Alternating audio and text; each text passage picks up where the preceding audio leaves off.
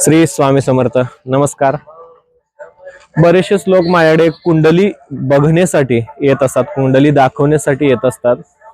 तर त्यामध्ये त्यांचे असे एक मोजके प्रश्न असे मला जाणवले, म्हणजे कॉमन प्रश्न असा आला की मी डिप्रेशन मध्ये जातोय की काय, किंवा एखादी व्यक्ती त्याचा शत्रू आहे, त्या व्यक्तीचा शत्रू आहे, तर तो शत्रू समोर आला, त्याचा चेहरा जरी बघितला किंवा तो व्यक्ती माझ्याकडे बघायला लागला, असं त्यांचं म्हणणं असतं की तो व्यक्ती माझ्याकडे बघायला लागला तर मला पूर्ण दिवस खराब जातो, पूर्ण म्हणजे मनस्थिती पूर्ण बिघडते, किंवा तो सकाळी उठल्या उठल्या जर समोर आला तर पूर्ण दिवस खराब जातो. आणि दुसरा विषय म्हणजे काय की मनामध्ये अतिविचार येत असतात. मग माझं काय होतंय की वाईट गोष्टी, म्हणजे डोक्यावर आणि मनावरती इतका भार वाढवून ठेवतात हे लोक.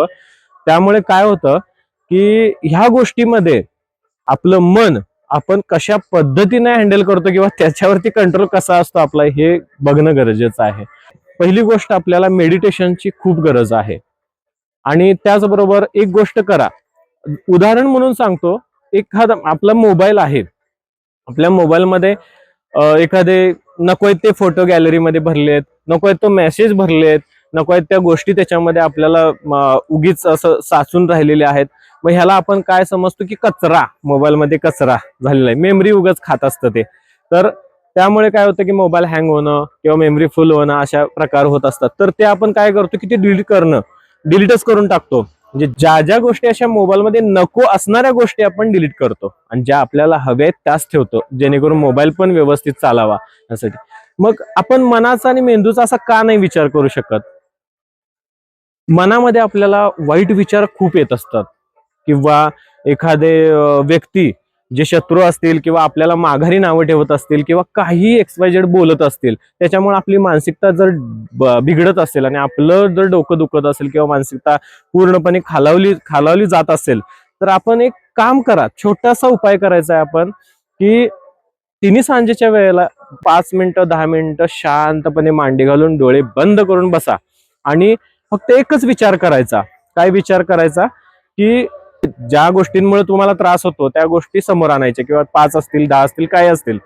तर पहिली गोष्ट लक्षात ठेवायची, लक्षात घ्यायची, आणि त्याच्यामध्ये काय करायचं, म्हणजे उदाहरण म्हणून सांगतो की एखादी व्यक्ती तुमच्या समोर आल्यानंतर तुम्हाला त्रास होत असेल, त्याचा चेहरा बघितल्यानंतर दिवस वाईट जात असेल, तर ती व्यक्ती आपल्यासाठी महत्वाची आहे का, किंवा तो शत्रू आपल्यासाठी महत्वाचा आहे का? मग त्याला मारून टाका ना. आपल्याला उत्तर जर येते ना, मारून टाका म्हणजे त्याला मारायचं असेल तुम्ही, तर त्याला आपल्या मनामध्ये मारून टाका. एखादा नकारात्मक विचार असतील, म्हणजे त्या विचार केल्यामुळे, म्हणजे आपल्या विचारानं पूर्वेचा सूर्य पश्चिमेला उगवणार नाही.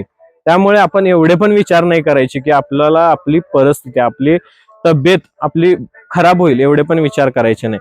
कारण आपल्यावर आपल्या घरातली लोक सुद्धा अवलंबून असतात. त्यामुळे त्या पद्धतीने विचार करा. तर जिथल्या तिथं त्यावेळेला सोडायची क्षमता, म्हणजे इग्नोर म्हणतो आपण, म्हणजे ती गोष्ट टाळायचीच. मला ज्या गोष्टी होत नाहीत ना, ज्या गोष्टीमुळे त्रास होतोय ना, ती गोष्ट काढूनच टाकायची. ह्यानं काहीही तुमच्या दैनंदिन जीवनामध्ये काही फरक पडत नाही. कुणी बघितलं नजरेनं, मग माणसं मेली असतीच सगळी, नजर टाकली आणि ती माणसं मेलीत म्हणून. तुम्ही असं विचार करू नका, कधीच विचार करू नका. ह्यानं काही सुद्धा फरक पडत नाही. आपलं मनामध्ये आपण घेतोय म्हणून आपल्याला त्रास होतोय. मनामधून हे काढून टाका, बघा त्रास होतोय का तुम्हाला. आणि तुम्ही मेडिटेशन म्हटलं किंवा संध्याकाळचं तिन्ही सांजेला तुम्ही ध्यानाला बसा, 5-10 मिनिटं बसा असं म्हटलं, सलग 21 दिवस तुम्ही हे करा. 21 दिवस केल्याने काय होणार आहे, तुम्हाला सवय लागून जाणार शरीराला, आणि तुम्ही 7व्या दिवसानंतर फरक बघा. 7व्या दिवसानंतर फरक हळूहळू पडत जातो आपल्या दैनंदिन जीवनामध्ये. आणि कुठलीही म्हणजे मानसिकता बिघडली आणि मला ही गोळी खायला पाहिजे, ती गोळी खायला पाहिजे, असा कुठलाच विषय होत नाही. त्यामुळे तुम्ही पूर्णपणे शांत बसायचं आहे, नको ते विचार आपल्या मनातून काढून टाकायचे. त्यामुळं आपल्याला पुढं आयुष्य चांगलं आनंदात घालवता येईल. त्यामुळे तुम्ही ह्या गोष्टी करून बघा. कुठल्याही औषधांची गरज नाही. मानसिक दृष्ट्या तुम्ही जर खचला असेल तर औषधांची गरज नाही. ह्या गोष्टीतनं खूप फायदा मिळतो. तुम्हाला माहिती आवडली असेल तर लाईक करा, सबस्क्राईब करा. धन्यवाद. श्री स्वामी समर्थ.